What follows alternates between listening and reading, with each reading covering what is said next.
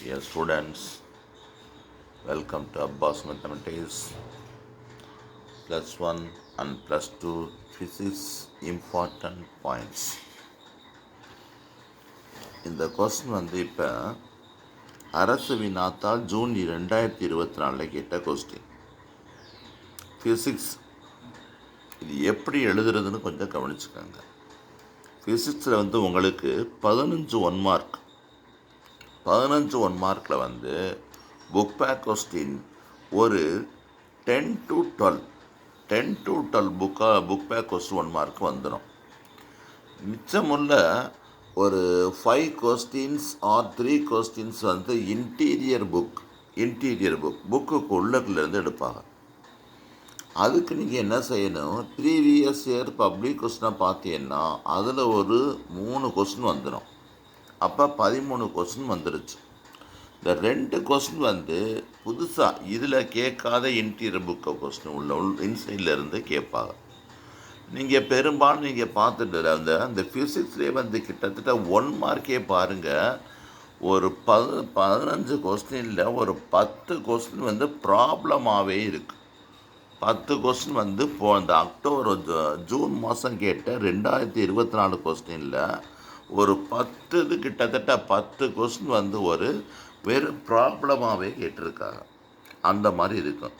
சில கொஸ்டின் பார்த்தீங்கன்னா டைரெக்டாக 1 மார்க் அட்டன் பண்ணுற மாதிரியே இருக்கும். இந்த பாருங்கள், வெப்ப ஆற்றலை உட்கவருவதால் எலக்ட்ரான் உமிழப்படுவது டேஷ் உமிழ்வு எனப்படும்.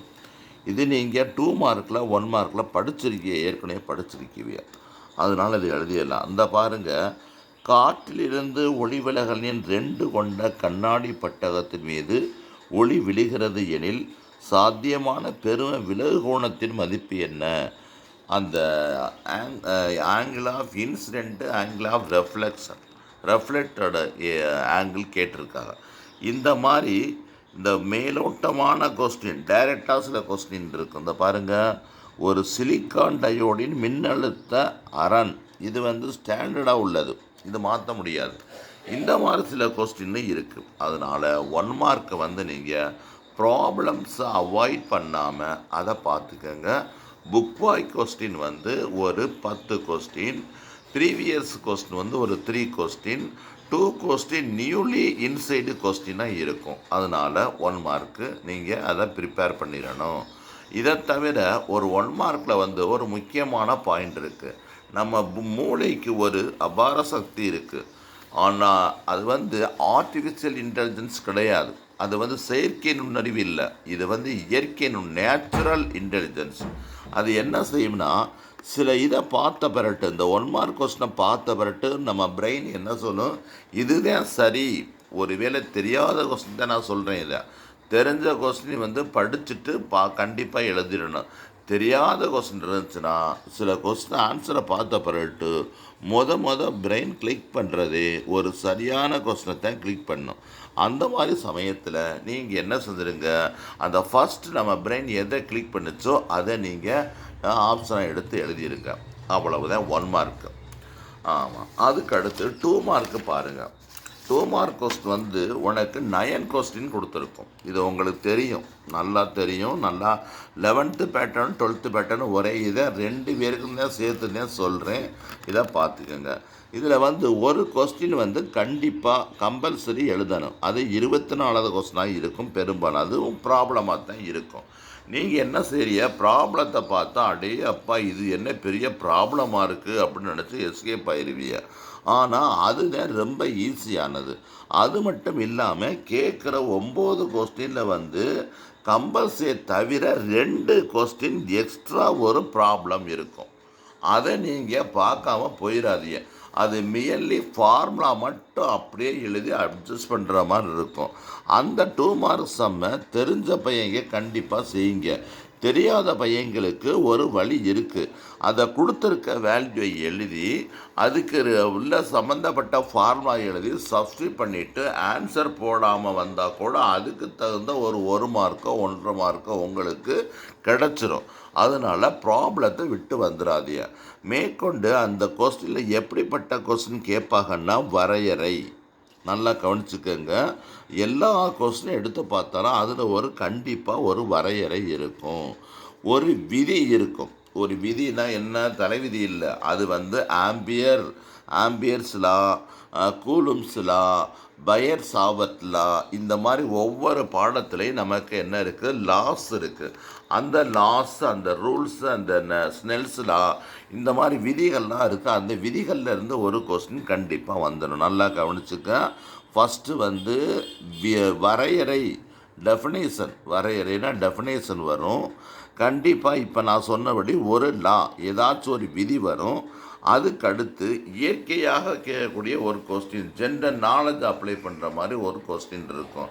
அது என்ன? அப்படிப்பட்ட கொஸ்டின் என்னன்னா, நமக்கு இடியும் மின்னலும் சேர்ந்து நடக்கும், ஆனால் எந்த சவுண்டும் முன்னால் வரும்னு உனக்கு தெரியும். அந்த மாதிரி அப்புறம் வானம் ஏன் நீல நிறமாக காட்சியளிக்கிறது, கடல் ஏன் நீல நிறமாக காட்சியளிக்கிறது, அந்த மாதிரி ஒரு கொஸ்டின், ஜென்ரல் கொஸ்டின் ஒன்று வரும். அதுக்கடுத்து பார்த்தீங்கன்னா பயன்களை பற்றி ஒரு கேள்வி இருக்குது. பயன்கள்லாம் எல்லா பாடத்துலேயும் சில பயன்கள் கொடுத்துருக்கும். ஐசியினுடைய பயன்கள், ஐசினா இன்டகிரேட்டட் சர்க்கியூட், தொகுப்பு சுற்று, அதனுடைய பயன்கள். அப்புறம் அகச்சிவப்பு கதிர்களின் பயன்கள், எக்ஸு கதிர்களின் பயன்கள், புற ஊதா கதிர்களின் பயன்கள். இந்த மாதிரி பயன்கள் அப்படிங்கிற ஒரு தலைப்பில் இருந்து இதுவரை கேட்ட பப்ளிக் கொஸ்டின் ப்ளஸ்ஸு இதுவரை கேட்காத ஏதாச்சும் ஒரு கொஸ்டின் இருக்குது, அந்த பயன்கள், போலராய்டின் பயன்கள், இந்த மாதிரி சில கேள்வி இருக்குது. அந்த பயன்கள்லாம் படிச்சுக்கோங்க, நல்லா பாரு. அதுக்கடுத்து என்ன இருக்கும்னா, அப்புறம் இந்த வழிகளை காண்க.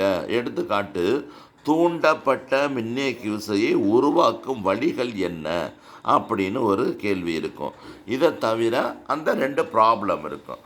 அந்த ப்ராப்ளம் மியர் அட்டம்ப்டாக இருக்கும். அதனால் இதுலேயும் நீங்கள் பாருங்கள், படிக்காமலேயே அந்த 2 ப்ராப்ளம் அட்டன் பண்ணிட்டா ஒரு மார்க் கிடைச்சாலும் அது 2 மார்க் கிடைக்கும். வரையறை ஒரு 3 லெசன் 4 லெசனில் வரையறை படித்தா கூட போதும்.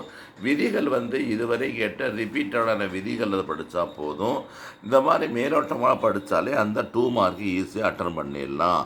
அப்புறம் அந்த கம்பல்சரி ப்ராப்ளம் நீ என்ன செய்கிற, எல்லா பையங்களுமே அந்த கம்பல்சரி ப்ராப்ளத்தை விட்டுட்டு வந்துடுறிய. அப்படி விடக்கூடாது.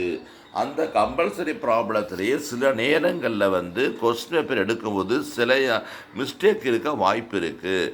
அதில் யூனிட்ஸு கிலோகிராம் பெர் மீட்டர் அப்படின்னு கொடுக்குற பதுவாக கிராம் பெர் மீட்டர்னு கொடுத்துருவாங்க. அந்த இடத்துல கேஜி கே விட்டு போயிருக்கும். அந்த மாதிரி சமயத்தில் நம்ம ஒன்றும் எதையும் ப்ராப்ளம் பார்க்குறதே இல்லையே, அதனால் உங்களுக்கு அதை பற்றி தெரியாது. ஆனால் இப்போ கண்டிப்பாக என்ன செஞ்சுக்கோங்க, அந்த இது ப்ராப்ளம் வர்றதை பார்த்துக்கிட்டு அதுக்குள்ளே வேல்யூஸை நீங்கள் சப்ஸ்டியூட் பண்ணிவிட்டு எழுதி வச்சாவே உங்களுக்கு அதில் உள்ள கிரேஸ் மார்க் கிடைக்க வாய்ப்பு அதிகம் இருக்குது. அதனால் நீங்கள் என்ன செய்கிறீங்க, ஈஸியாக நீங்கள் அந்த ப்ராப்ளம் கொஸ்டினை அட்டன் பண்ணிடணும். சரி, அதுக்கடுத்து 3 மார்க்கு வாங்க. 3 மார்க்கில் உங்களுக்கு அதுவும் அதே மார்க் தான். என்ன அதில் அதே மார்க் தான். எப்படின்னாக்க, இப்போ சொன்ன மாதிரி நீங்கள் அதில் 3 கொஸ்டின் நீங்கள் எழுதணும். 3 கொஸ்டின் எழுதும்போது பார்த்தீங்கன்னா உங்களுக்கு அந்த 3 கொஸ்டின்லையுமே ப்ராப்ளம் கம்பல்சரி ப்ராப்ளம் ஒன்று இருக்குது. அதே 2 மார்க்கில் சொன்னது மாதிரி நீங்கள் அந்த 2 மார்க்கில் சொன்ன மாதிரியே நீங்கள் என்ன செஞ்சீங்க, அந்த கம்பல்சரி ப்ராப்ளத்தில் சில மிஸ்டேக் இருக்க வாய்ப்பு இருக்குது. அதனால் கொடுத்துருக்க வேல்யூவை எழுதி அப்படியே ஃபார்முலா தெரிஞ்சால் சப்ஸ்டிட் பண்ணிவிட்டு, முடிஞ்சளவு சாதாரணமாக நம்ம மேத்ஸில் அட்டன் பண்ணுற மாதிரி இப்போ 4/8 இருந்துச்சுன்னா அது என்ன சொன்னால் 1 4 is 4, 2 1 4 2 8 அப்படின்னு கேன்சல் போடுவோம்ல, அந்த மாதிரி போட்டு வந்தாலும் உங்களுக்கு உங்கள் மார்க் கிடச்சிரும். முடிஞ்சளவு யூனிட்டை நீங்கள் சப்ஸ்டிட் பண்ணி டிவைட் பண்ணி போட்டாலும் ஆன்சர் கிடச்சிரும். அல்லது அதுக்குள்ளே யூனிட்டை நீங்கள் என்ன செஞ்சுருங்க, மனப்பாடம் பண்ணி அதை அப்படியே எழுதிடுங்க. ஆமாம், அப்போ வெலாசிட்டின்னு கேட்டிருந்தேன்னாக்கா மீட்டர் பர் செகண்ட்னு வரும். டென்சிட்டின்னு கேட்டாக்கா கிலோகிராம் பெர் மீட்டர் கியூப்னு வரும். இந்த மாதிரி நீங்கள் என்ன செஞ்சிடலாம், அதை நீங்கள் வந்து ஈஸியாக மார்க் எடுத்துடலாம். இதுலேயும் அதே மாதிரி 2 மார்க்கு 3 மார்க்கில் வந்து இன்னும் 2 ப்ராப்ளம் இருக்கும். அந்த ப்ராப்ளத்தை நீங்கள் ஈஸியாக கிவன் வேல்யூஸ் எழுதி அதை சப்ஸ்டியூட் பண்ணி போட்டால் போதும். ஆனால் இங்கே உள்ள ஒரு முக்கியமான 3 மார்க்கில் என்னென்ன விஷயம் இருக்குன்னாக்க, நீங்கள் ஒவ்வொரு லெசனையும் பார்க்கும்போது லிமிட்டேஷன் வரம்புகளை எழுதுன்னு ஏதாச்சும் ஒரு கேள்வி இருக்கும். ஏதோ ஒரு பாடத்தில் எங்கேயாச்சும் ஒரு கொஸ்டின் வந்து வரம்புகளை எழுது அப்படின்னு இருக்கு. இப்போ சைக்ளோட்ரானின் வரம்புகளை எழுதுன்னு கேட்டால் அந்த அந்த டீட்டெயில் கொஸ்டின் படிக்கும்போது அதை படிச்சிருப்பிய. அந்த மாதிரி சமயத்தில் அந்த வரம்புகள் அப்படிங்கிற மாதிரி ஒரு கேள்வி இருக்கும், அதை நீங்கள் எழுதிடணும். அதே மாதிரி சிறப்பியல்புகள் அப்படின்னு ஏதாச்சும் ஒரு கேட்டிருப்பாங்க. போலாராய்டின் சிறப்பியல்பை எழுது, போட்டான்களின் சிறப்பியல்பை எழுது அப்படின்னு இந்த மாதிரி சிறப்பியல்புகள் some features of the photons அப்படின்னு இருக்கும். நீங்கள் 3 மார்க் கொஸ்டினுக்கு வந்து அட்லீஸ்ட்டு 5 பாயிண்ட்ஸ் எழுதணும். 5 பாயிண்ட்ஸ் எழுதும்போது 3 பாயிண்ட்ஸு அவங்க வாண்டடாக இருக்கும். ஆனால் நீ 3 பாயிண்ட்ஸில் ஏதாச்சும் ஒரு பாயிண்ட்டை மிஸ்டேக்காவோ தவறுதலாவோ எழுதிட்டினா அந்த மீத உள்ள 4th 5 பாயிண்ட்ஸ் நம்ம எழுதியிருக்கிறதுனால மீத உள்ள பாயிண்ட் எடுத்து அவங்க சேர்த்து அந்த ஃபுல் மார்க்கு நமக்கு வந்துடும், மார்க்கு லாஸ் ஆகாது.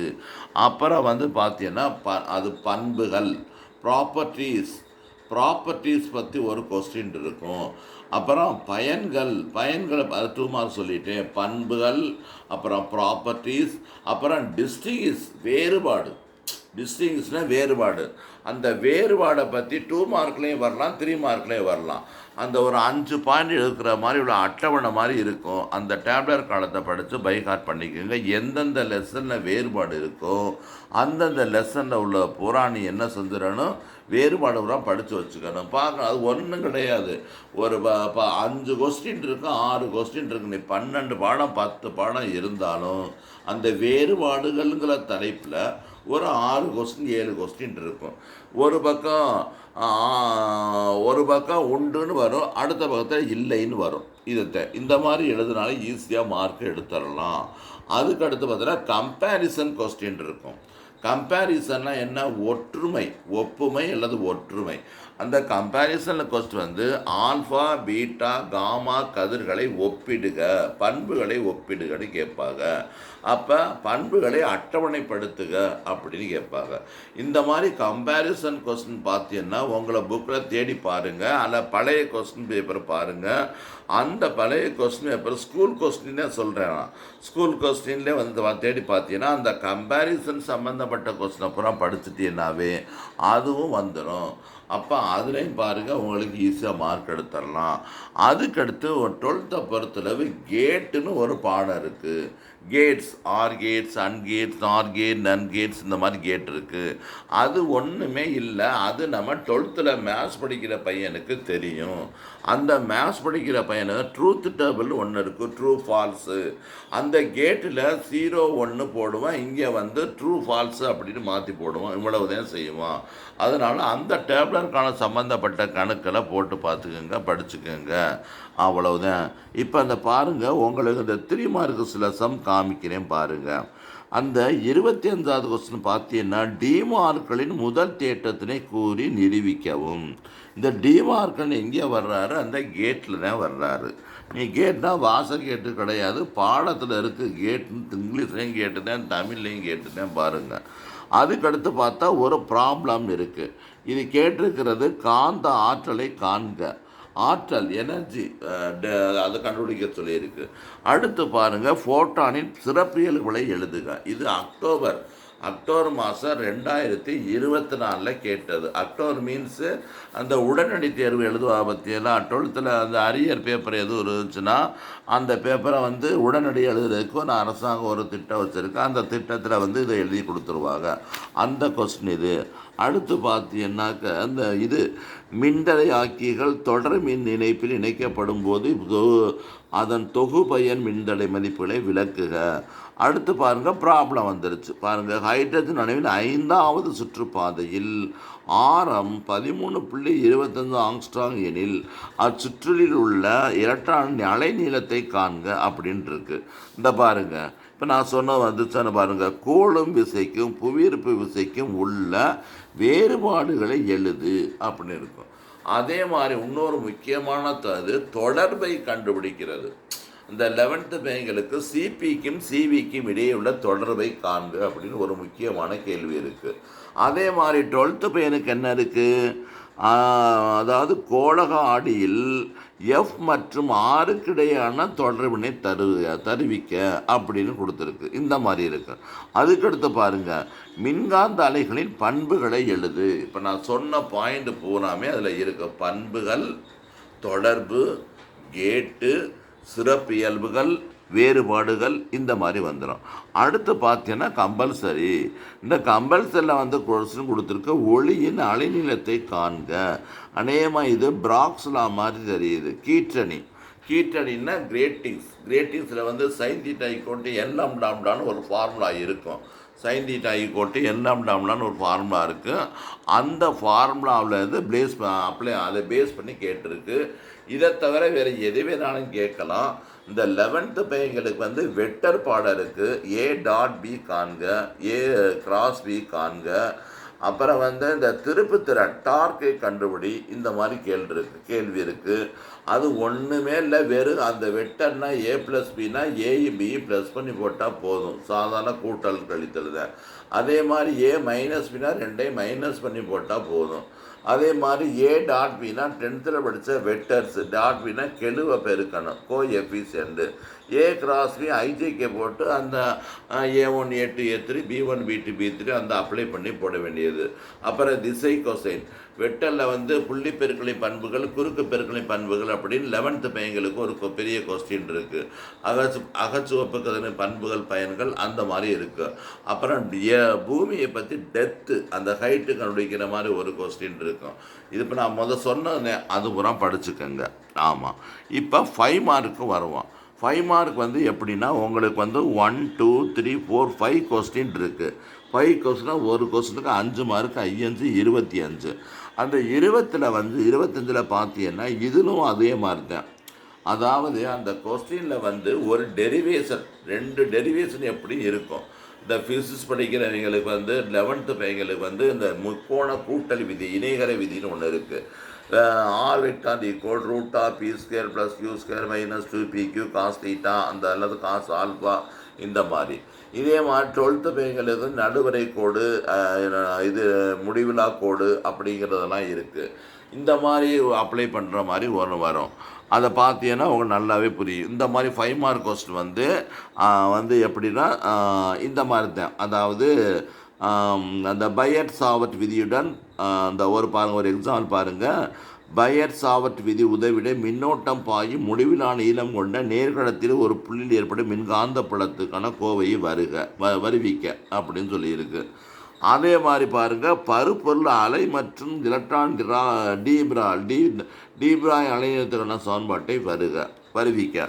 மின் இருவினை ஒன்றில் ஏற்படும் நிலை மின்னழுத்தத்தை இது நீங்கள் படிச்சிருப்பியா கண்டிப்பாக. அப்போ இந்த மாதிரி இது எப்படின்னா, இந்த கூட்டு நுண்ணோக்கி ஒன்றின் விவரித்து அதன் உருப்பெருக்கத்திற்கான கோவையை பெருக்க பாருங்கள். எல்லாமே கோவையை பெருக்கன்னு தான் வந்திருக்கு. மேக்ஸ்வெல்லின் சமன்பாடுகளை தொகை நுண்ணுணை வடிவத்தில் கண்டுபிடிக்க சொல்லியிருக்கு. எலக்ட்ரான் மின்னோட்ட எண்ணை கண்டறியும் ஜே தாம்சன் ஆய்வினை விளக்குன்னு சொல்லியிருக்கு. ஆடி சமன்பாட்டினை வருவிக்கவும் கொடுத்துருக்கு. மின்னழுத்தமானியை பயன்படுத்தி இரு மின்னியங்களாலையும் மின்னியக்கு விசை எவ்வாறு ஒப்பீடு வாங்கி வேற கேட்டிருக்கு. இந்த மாதிரி. ஆனால் இந்த கொஸ்டினில் வெறும் டெரிவேஷனாக கேட்டிருக்கு. இந்த மாதிரி டெரிவேஷனாக கேட்டிருக்கு. அதே மாதிரி இந்த ஃபஸ்ட்டு கொஸ்டின் பார்த்தீங்கன்னா ஃபுல்லாக 5 மார்க் கொடுக்காம அது 2 சப்டிவிஷனாக கேட்டிருக்கு. இந்த மாதிரி எப்போவுமே கெமிஸ்ட்ரியில் தான் இந்த 3 மார்க் ஒரு 5 மார்க் கொஸ்டின் இருந்துச்சுன்னா அது 1 மார்க்கு 2 மார்க்கு 3 மார்க்கு அப்படின்னு பிரித்து கேட்பாங்க. ஆனால் ஃபிசிக்ஸில் இப்போ கேட்குறாங்க. அதனால் பார்த்துங்க, ஏதாச்சும் ஒரு கொஸ்டின் அந்த மாதிரி இருக்கும். இந்த மாதிரி இந்த டெரிவேஷனை பாருங்கள். அடுத்து இதே கொஸ்டின் உங்களுக்கு மார்ச் 24 கேட்டால் 5 மார்க்கு சும்மா லேசாக சொல்கிறேன் பார்த்துக்க. அது எப்படி கேட்டிருக்குன்னா, இந்த மாதிரி ஃபுல்லாக டெரிவேஷன் கேட்காம ஒன்று தியரி, அதாவது அமைப்பை எழுதி. இப்போ இந்த ஒரு எக்ஸாம்பிள் சொன்னேன் பாருங்கள். அதே கொஸ்டின் திருப்பி கேட்டிருக்கேன். எளிய நுண்ணோக்கி ஒன்றினை விவரித்து அண்மை புள்ளி குவியப்படுத்தல் மற்றும் இயல்பெண்ணை குவியப்படுத்தல் ஏற்படும் உருப்பெருக்கத்திற்கான சமன்பாட்டை பெறுக. மீட்டர் சமணச்சுற்றை பயன்படுத்தி தெரியாத மின்தடையை கண்டுபிடிக்க. பையர்சாவர்ட் விதி. அந்த ஆர்ச்சில் கேட்ட கொஸ்டின் திருப்பி அப்படியே கேட்டிருக்கேன். முப்பட்டகம் ஒன்றின் திசை மாற்ற கோணத்திற்கான சமன்பாட்டை வருவி. அதுக்கு தகுந்த இந்த மாதிரி தான் ஒன்று இருக்கும். தகுந்த விளக்கங்களுடன் ஐன்ஸ்டீன் ஒளியின் சமன்பாட்டை பெறுக. மின்தூண்டி சுற்றில் மின்னழுத்த வேறுபாடு மாறும் மின்னோட்டம் இடையே கட்ட தொடர்பை காண்க. கட்ட மற்றும் அலை வரைபடங்களை வரைக. அதிர்வெண் பண்பேற்றத்தின் தன் நன்மைகள் மற்றும் வரம்புகளை வரிசைப்படுத்துக. அந்த பற்றியில் அந்த வரம்புகள் கொஸ்டின், அதாவது லிமிட்டேஷன் கொஸ்டின் வருதுன்னு சொன்ன பற்றியில் அந்த வந்துருச்சு. அதே மாதிரி ஆம்பியர் நீச்சல் விதியின் மேக்ஸ்வெல் செய்த மாற்றத்தை கண்டுபிடிக்க. இதுவும் நமக்கு கேட்டது. இந்த மாதிரி இது இந்த மாதிரி, அதாவது உங்களை பார்க்கும்போது அணுக்கரு உலை என்றால் என்ன, தனிப்பான், கட்டுப்படுத்தும் தண்டுகள் மற்றும் குளிர்ப அமைப்பை படத்தின வரி. அதாவது என்றால் என்னன்னு எழுதி அதுக்கடுத்த அமைப்பை எழுதி அதை பற்றி விவரிக்க சொல்லுவாங்க. ஒரு நிறைய கொஸ்டின் வெறும் டெரிவேஷன் தான் இருக்குது. அதே மாதிரி சில கொஸ்டின்லேயே இந்த பார்த்தீங்கன்னாக்கா 5 மார்க்கு பண்புகளை மட்டும் எழுதுன்னு சொல்லுவாங்க. இந்த மீட்ரு சமண சுற்று அது உனக்கு தெரியும். இந்த மாதிரி ஒரு மேலோட்டமான கொஸ்டின் படிச்சுட்டு எல்லாமே உங்களுக்கு இந்த டெரிவேஷன் புரியாத பையங்க வேர்ட்ஸ் எழுதாமல் டெரிவேஷனை கொஞ்சம் மனப்பாடம் பண்ணிக்கிட்டு அதை அப்படியே எழுதி வச்சாலும் உங்களுக்கு அதுக்கு தகுந்த லெவலில் உள்ள மார்க்கு போட்டுருவாங்க. அதனால் மாணவர்கள் நீங்கள் பயப்படாதீங்க. இந்த கொஸ்டினை பார்த்தீங்கன்னா ரொம்ப ஈஸியாக தான் இருக்கும். அதனால் நீங்கள் ஈஸியாக மார்க்கு எடுத்துடலாம். இன்னொரு கொஸ்டின் சொல்கிறேன். இந்த பார்த்தீங்கன்னா உட்கவ நிறம் அலை என்றால் என்ன, அதன் வகைகளை விவரி. இப்படியும் பட்ட கொஸ்டின் இருக்கும். எல்லாமே டெரிவேஷனாக கேட்டிருந்தாங்க. இப்போ அதை ஃபுல்லாக எழுதுறது மாதிரியே கேட்டிருக்கேன். தேரியாகவே இருக்கேன். கதிரீக ஸ்ரீ விதினை எழுத்தறிவி. வீற்றோன் சமண சுற்றில் சமன் செய்த நிலையை அந்த கண்டிஷனை பெருக. அதாவது வீற்றோன் பிரிஞ்சு அது மீட்ரு பார்த்தீங்கன்னா P/Q R/S அந்த மாதிரி இந்த பாருங்க. இரட்டை பிளவு டபுள் ஸ்லிப்ட் மெத்தட் இது அதுக்கானது. வாண்டி கிராஃப் கருவி அது உனக்கு தெரியும். நிறப்பெரிய ஸ்பெக்ட்ரம் அப்படின்னா என்ன என்னப்பா இது. இந்த பற்றிலாம் அந்த ஒரு 2 மார்க் இந்த பற்றிலாம் சப்டிவிஷன் கேட்டிருக்காங்க பாருங்கள். ஆம்பியர் நீச்சல் விதி, அந்த விதியை எப்படி நம்ம காந்த புலத்தை கண்டுபிடிக்கலாம்னு கேட்டிருக்கு. அதுக்கடுத்து டி மார்க்கு முதல் மற்றும் இரண்டாவதுக்கான தேட்டங்களை குறி. இது உங்களுக்கு கேட்டு கொஸ்டின் அங்கேயே கேட்குற பொதுவாக இங்கேயே கேட்டாங்க. அப்போ இன்னொன்று சொன்ன பார்த்தீங்கன்னா இதில் 2 சப்டிவிஷன் கொஸ்டின் கேட்டிருக்கேன். ஃபோட்டான் சிறப்பு இயல்பு ஏற்கனவே 2 மார்க்கில் வந்துருச்சு. இந்த ஒரு ப்ராப்ளத்தை கேட்டுவிட்டேன். இருக்கு 2 எலக்ட்ரான் வோல்ட் இயக்க ஆற்றல் கொண்ட எலக்ட்ரானிக் உந்தத்தை கணக்கிடுக. இது ப்ராப்ளம் இதிலே வந்துருச்சு. அங்கே 2 மார்க்லேயே 3 மார்க்லேயே வந்த மாதிரி 5 மார்க்கில் வந்துருச்சு. இது ரொம்ப ஈஸியான கொஸ்டின் தான். அதனால் எந்த கொஸ்டினை விட்டுறாமல் ஈஸியாக படித்து மார்க் எழுதிடலாம். எது கண்டு பயப்படாதீங்க. இப்போ நான் உங்களுக்கு ஒரு ஃபிசிக்ஸை பற்றி ஐடியா சொல்லிட்டேன். இந்த பண்புகள், பயன்கள், இந்த காரணங்கள், comparisons, distinguish, definitions, laws and derivations இந்த மாதிரி வர்றது. ப்ராப்ளம்ஸை விட்டுறாதீங்க. அது ரொம்ப ஈஸியாக நான் சொன்னபடி செஞ்சுருங்க. சில நேரத்தில் ப்ராப்ளம் மிஸ்டேக்காக இருக்கும். அது ஏற்கனவே சொல்லிவிட்டேன். அதில் நீங்கள் அட்டர் பண்ண மார்க் உண்டும். அதனால் நீ அங்கிட்டு எதுவும் எழுதாமல் ப்ராப்ளத்தை மட்டும் நம்பரை போட்டு வச்சுவிட்டு அதுக்குள்ளே கேள்வி எழுதி வச்சு திருப்பி ஆன்சர் அப்படி பண்ணக்கூடாது. அட்லீஸ்ட்டு கிவன் வேல்யூஸை எழுதி டேட்டாஸை எழுதி அது ரிலேட்டடாக அந்த ஃபார்முலா எழுதிட்டு நீ இந்த கண்டுபிடிச்சாகத்தான் மார்க் கொடுப்பாங்க. சும்மா நீ எழுதிவிட்டு ஹென்ஸ் ப்ரூவ்டு அப்படின்றதுனால மார்க் கிடைக்காது. அந்த கணக்கு, அந்த சம்மு, அந்த ப்ராப்ளம் அதை எழுதிட்டு கொஞ்சம் டெரிவேஷனை அதுக்குள்ளே ரிலேட்டட் ஃபார்முலா அப்ளை பண்ணி அதை கொஞ்சம் போட்டு பார்த்தா உனக்கு ஆன்சர் வந்துடும். அதனால் நீ என்ன செய்றீனாக்கா இந்த மாதிரி நல்லா தயார் பண்ணி படிச்சுக்கோங்க. Best of luck, all the star. இதே மாதிரி ஒவ்வொரு கொஸ்டினே உங்களுக்கு நான் இந்த எக்ஸாமுக்குள்ளே எல்லா உங்களுக்கு டீட்டெயில்ஸாக சொல்லிடுறேன். நல்லா படித்து நிறையா மார்க் எடுங்க. இந்த நம்ம சேனலை சப்ஸ்கிரைப் பண்ணுங்கள். ஃபார்வேர்ட் பண்ணுங்கள். நல்லா இந்த படிக்காத பையங்களுக்கு இந்த அட்வைஸ் சொல்கிறோம், நல்லா கேட்டுக்கோங்க. அது எல்லா உங்கள் ஸ்டூடெண்ட்ஸ் ஃப்ரெண்ட்ஸ் சர்க்கிள் எல்லாருக்கும் தெரியணும். ஒரு ஐடியா மட்டும்தான் நான் சொல்லியிருக்கேன். இந்த ரிவிஷன் ப்ரீவியஸ் கொஸ்டின் பார்த்துக்கோங்க. உங்கள் கைக்குள்ளே எல்லாமே இருக்குது. கைக்குள்ளேனா செல்ஃபோனை தான் சொல்கிறேன். மற்றதுங்கிற விஷயங்களை பயன்படுத்தாமல் இந்த படிப்புக்கு நல்லா பயன்படுத்திங்க பரிசு நேரத்தில். பேரண்ட்ஸ் நீங்கள் என்ன செய்யுங்க, அவங்கள படின்னு போட்டு தொல்லைப்படுத்தாமல் அவர் ரிலாக்ஸாக படிக்க வைங்க. டிஸ்ட்ராக்ஷன் இல்லாமல் செல்ஃபோனை பேரண்ட்ஸ் நீங்கள் சைலண்ட்டில் மோடில் வச்சுருங்க. இவன் படிச்சுக்கிட்டு இருப்பேன், அப்போ தான் உங்களுக்கு காலிங் வரும். உடனே அந்த படிக்கிற பையன் டக்குன்னு திரும்பி அம்மா அந்த செல்ஃபோன் வந்திருக்குன்னு சொல்லுவேன். அப்போ அவன் படிப்பினுடைய கவனம் பூரா மாறி போயிடும். அவனுக்கு அந்த ஒரு அழகான அந்த படிக்கிற அட்மாஸ்பியரை வீட்டுக்குள்ளேயே ஒரு சின்ன இடமா இருந்தாலும் அதுக்குள்ளே ஒதுக்கி கொடுத்துருங்க. அதில் அவன் டிஸ்டர்பன்ஸ் ஆகாமல் இருக்கணும். நீங்கள் பெரும்பாலும் செல்ஃபோனை சைலண்ட் மோட்லேயே வச்சுருங்க. அது சைலண்ட் மோடில் வச்சா தான் உங்களுக்கு நீங்கள் அப்போ தேவைப்படும் போது அப்பப்போ எடுத்து பார்த்துக்குங்க. வீட்டில் டிவி போடுறதெல்லாம் கொஞ்சம் குறைச்சிக்கோங்க. டிவி நீங்கள் பிடிச்ச பாட்டு தானே கேட்போம் சொல்லிட்டு பிள்ளைகளை நம்ம படின்னு சொல்லுவான்னா அதுக்கான அந்த வாய்ப்பை நம்ம ஏற்படுத்தி கொடுக்க மாட்டோம். எக்ஸாம் நேரத்தில் வெரி குட்பா, நீ நல்லா படிக்கிற, நல்லா இப்போ அருமையாக வந்துட்டேன் அப்படின்னு சொல்லணும். அவனை எப்போ பார்த்தாலும் படிக்கலைன்னு சொல்லி திட்டக்கூடாது. அந்த பையன் படித்து மார்க் எடுத்த நம்பிக்கை நீங்கள் ஃபஸ்ட்டு க்ரியேட் பண்ணுங்கள். அப்புறம் நம்ம நல்ல ஃபுட்டு, அது முக்கியமானது. ஃபுட் ஐட்டம் கொடுக்கணும். ஃபுட்டுன்னா கறி மீனையும் கொண்டே துதிக்கக்கூடாது. அதுவும் நீங்கள் அந்த நேரத்தில் எக்ஸாம் நேரத்தில் நான் லைட் ஃபுட்டு தான் எடுத்துக்கணும்னு சொல்லியிருக்கேன். அந்த மாதிரி கொடுங்க. நல்ல ஹெல்த்து ஃபுட்டாக லைட் ஃபுட்டு கொடுங்க. டிஸ்டர்பன்ஸ் பண்ணுறதை தவிர்த்துருங்க. கெஸ்ட்டு வந்திருந்தாலும் நீங்கள் நல்லபடியாக நீங்கள் உங்களை பார்த்துட்டு அவங்கள பார்த்துட்டு அனுப்பி விட்டுருங்க. இவனை போய் அந்த நேரத்தில் போய் போப்பா ஸ்நாக்ஸ் வாங்கிட்டு வா, கடைக்கு போ, அதை பண்ணு இதை பண்ணு அப்படின்னு சொல்லாதே. இந்த எக்ஸாம் நேரத்தில் முக்கியமானது அது. அந்த பையன் அப்படியே கடையை போய்ட்டு அவன் அது 1 மணி நேரம் சுற்றி விட்டு வந்துட்டு அப்புறம் நீங்கள் இதான் போச்சுன்னு நம்ம மேலே தூக்கி போட்டுருவாங்க. அதனால் இப்படிலாம் சில விஷயங்கள் இருக்குது. படிக்கிற பையனுக்கு அழகான ஒரு ரூம் செட் பண்ணி கொடுத்துருங்க. அவன் எல்லாத்தையும் அந்த குப்பை மாதிரி தான் அவனுக்குள்ளே போட்டு வச்சுருப்பேன். நீங்களே ஒரு சின்ன டேபிள் போட்டு நாளைக்கு என்ன எக்ஸாம் இருக்குது, என்ன டைம் டேபிள் இருக்குது, டைம் டேபிளை முக்கியமாக அந்த டைம் டேபிளை உங்கள் ஆல்வேஸ் ஆல் பீப்புள்ஸ் பார்க்குற மாதிரி ஒரு இடத்துல அழகாக ஒரு நல்ல அந்த கம்ப்யூட்டரில் பிரிண்ட் பண்ணி கொடுத்து முன்னால் அப்படியே ஒரு இதில் ஒரு சவத்தில் ஒட்டி வச்சுக்கோங்க. ஏன்னா எக்ஸாம் நேரத்தில் அந்த பையன் என்ன செய்வேன், நாளைக்கு ஃபிசிக்ஸ் பரிச்சையாக இருக்கும், இவன் கெமிஸ்ட்ரி உட்காந்து படிச்சுக்கிட்டு இருப்பேன். ஐயா நானும் பார்க்கல நீனும் பார்க்கல, கடைசியில் பார்த்தா கொஸ்டின் பேப்பருக்கு ஃபிசிக்ஸாக இருக்கும். அப்படி இருக்கும்போது நீங்கள் அந்த டென்ஷன்லாம் இருக்கக்கூடாது. அதனால் டைம் டேபிள் நீட்டாக அழகாக தமிழ் டேட்டு அந்த இதெல்லாம் அழகாக அந்த அப்படியே ஸ்க்ரீன்ஷாட் எடுத்து பிரிண்ட் பண்ணி வச்சுக்கோங்க.